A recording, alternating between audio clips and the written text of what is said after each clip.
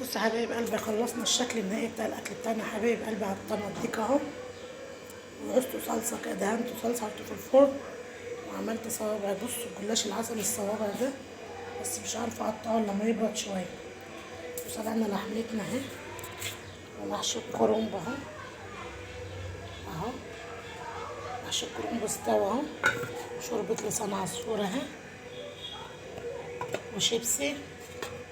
خلصنا المحشي البتنجان بتاعنا العسل ده، وادي ورق العنب خلص اهو. حبيت بس اوريكم شكل ايه فطرنا كده النهارده حبايب قلبي، واللي هيتبقى يبقى للعيد بقى ان شاء الله نعيشنا وكلناهم، بدل ما نخش المطبخ وانتنا واقفين. شايفين العسل، شايفين الجلاش العسل ده اهو اهو.